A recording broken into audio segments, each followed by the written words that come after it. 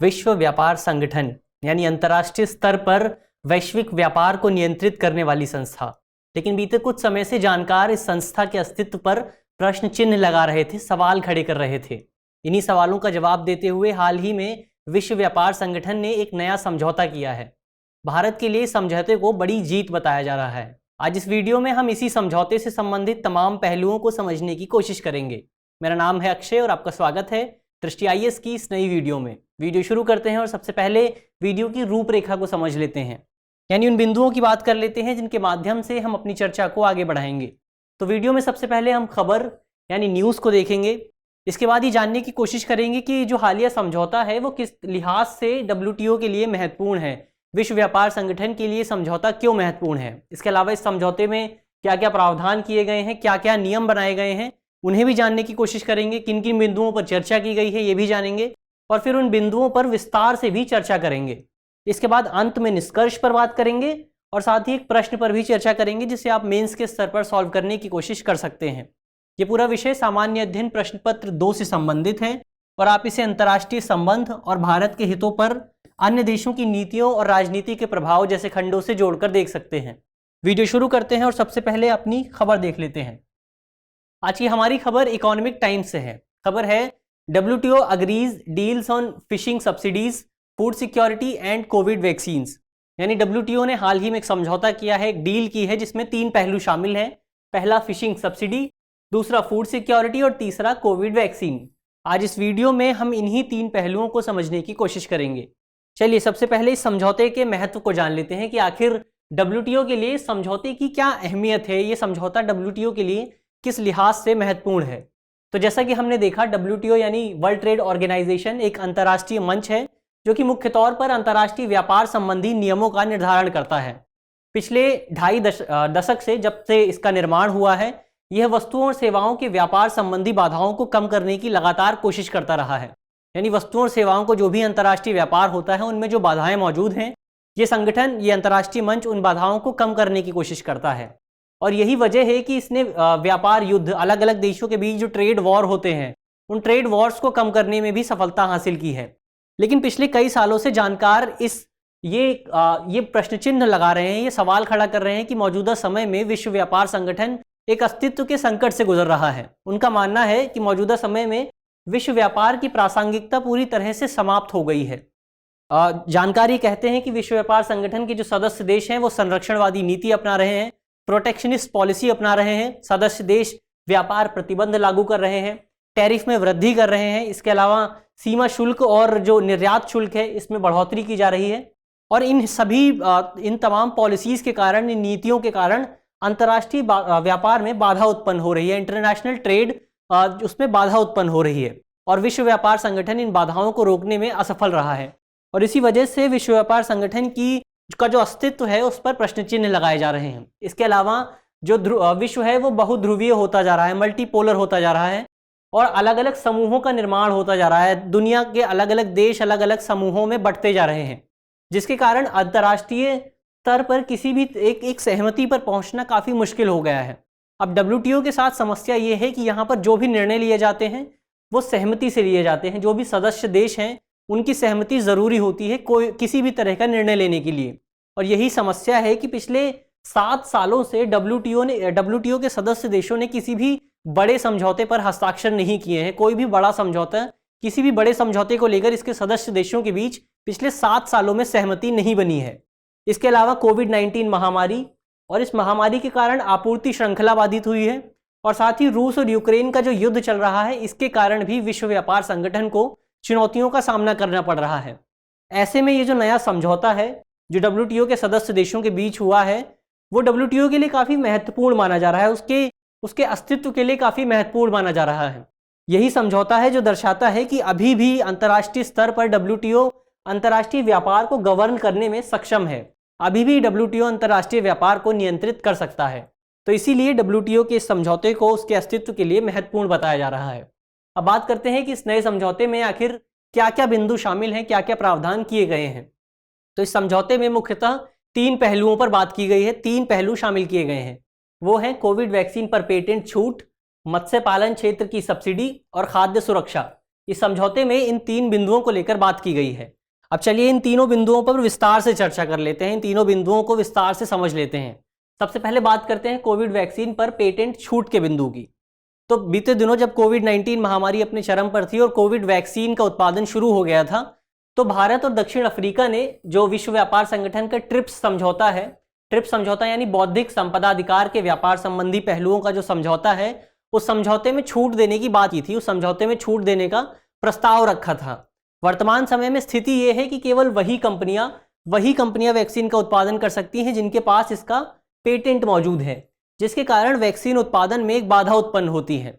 लेकिन जैसे ही विश्व व्यापार संगठन ने ये छूट प्रदान की, जैसे ही विश्व व्यापार संगठन का ये समझौता लागू होगा, तो इसकी वजह से नियमों में छूट देने से कोविड वैक्सीन का उत्पादन तेजी से बढ़ जाएगा, क्योंकि जो जिन कंपनियों के पास, जिन मैन्युफैक्चरर्स के पास इसका पेटेंट नहीं है, वो भी इसका उत्पादन कर सकेंगे। और इसकी वजह से कोविड वैक्सीन की जो असमानता है उससे निपटने में सहायता मिलेगी।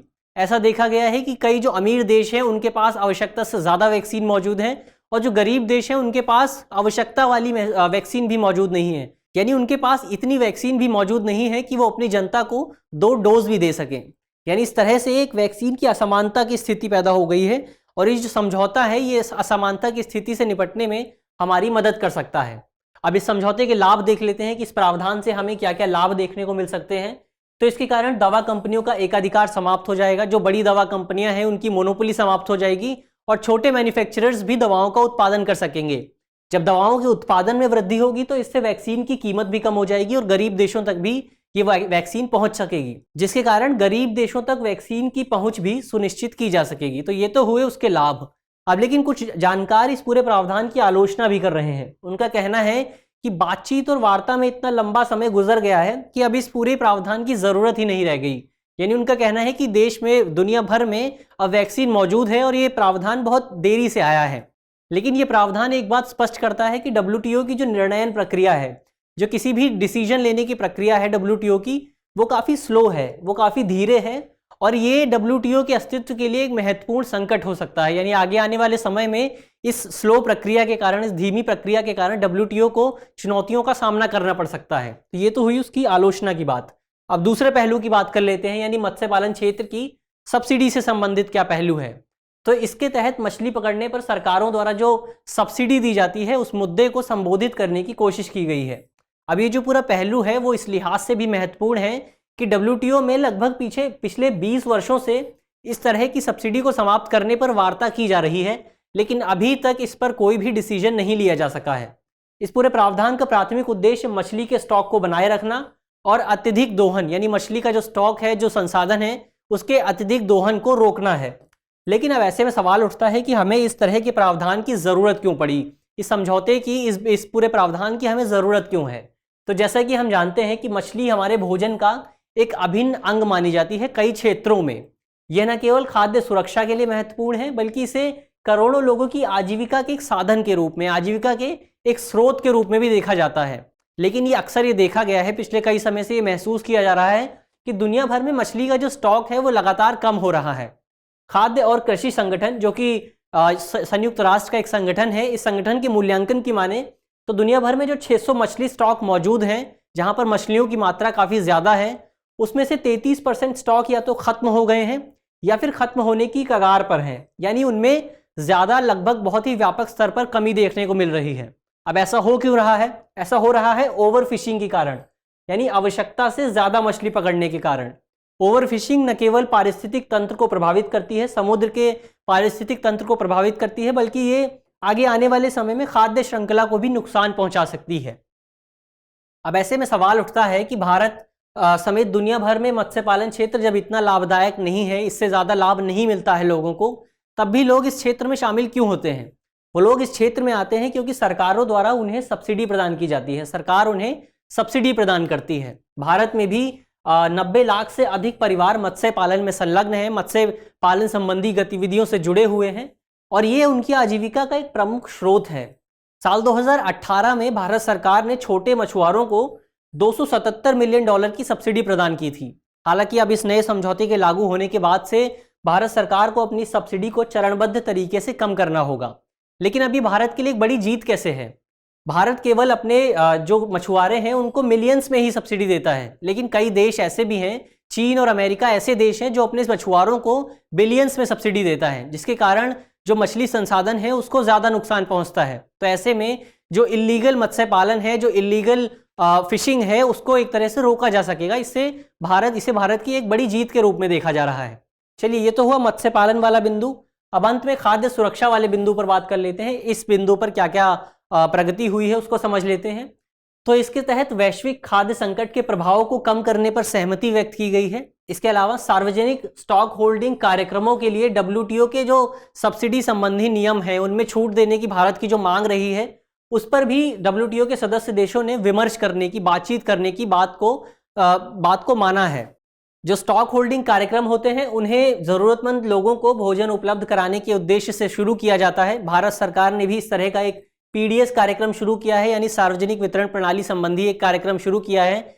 इस कार्यक्रम का मुख्य उद्देश्य ज़रूरतमंद लोगों को कम कीमतों पर आवश्यक वस्तुएं प्रदान करना है, ताकि वो अपनी बुनियादी ज़रूरतों को पूरा कर सकें।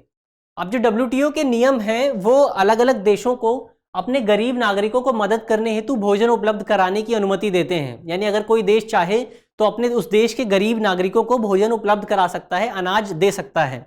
लेकिन WTO के नियम स्थानीय किसानों से अनाज खरीदने पर प्रतिबंध लगाते हैं। यानी कोई देश अपने गरीब नागरिकों को अनाज देने के लिए वो अनाज अपने स्थानीय नागरिकों से नहीं खरीद सकता, बल्कि उसे उस अनाज को एक्सपोर्ट करना होगा, दूसरे देशों से मंगाना होगा।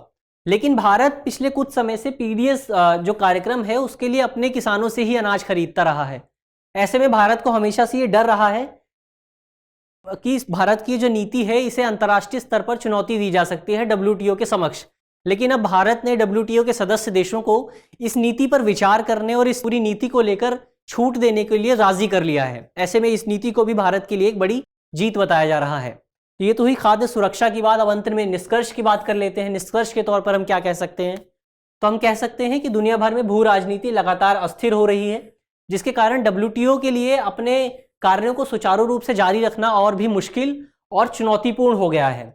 ऐसे में ये जो नया समझौता है ये WTO के लिए एक ऐतिहासिक है। इसे एक ऐतिहासिक समझौता माना जा सकता है, WTO के लिए काफ़ी महत्वपूर्ण है। ये समझौता न केवल WTO के अस्तित्व के लिए ज़रूरी है, बल्कि ये समझौता इस बात को भी सिद्ध करता है, स्थापित करता है कि WTO अंतर्राष्ट्रीय व्यापार को नियंत्रित करने में अभी भी सक्षम है। यानी WTO ने अपनी प्रासंगिकता को खोया नहीं है। ऐसे में ज़रूरी है कि इस तरह के और ज़्यादा समझौते किए जाएं जो WTO की कार्यप्रणाली को और ज़्यादा मजबूत करेंगे, WTO की प्रासंगिकता को और ज़्यादा मजबूत करेंगे। तो ये तो हुई निष्कर्ष की बात। अब एक प्रश्न पर चर्चा कर लेते हैं। प्रश्न मेंस का है और आप 250 शब्दों में इसे लिखने की कोशिश कर सकते हैं। प्रश्न है, WTO में संपन्न हुए हालिया ऐतिहासिक समझौते की पृष्ठभूमि में विश्व व्यापार संगठन की प्रासंगिकता पर चर्चा कीजिए। यानी सबसे पहले आपको इस प्रश्न में विश्व व्यापार संगठन ने जो हाल ही में समझौता किया है, सहमति के माध्यम से जो हालिया समझौता हुआ है, उस समझौते के महत्व पर चर्चा करनी है। साथ ही ये समझौता किस लिहाज से WTO की प्रासंगिकता को सिद्ध करता है और वर्तमान समय में WTO कितना प्रासंगिक है, आपको इस बात पर भी चर्चा करनी है। मुझे आशा है कि इस वीडियो में जिन भी बिंदुओं पर चर्चा की गई है वो आपको समझ में आएंगे, और अगर आपके प्रश्न पत्र में इससे संबंधित कोई भी सवाल आता है तो आप उसे आसानी से हल कर सकेंगे। धन्यवाद।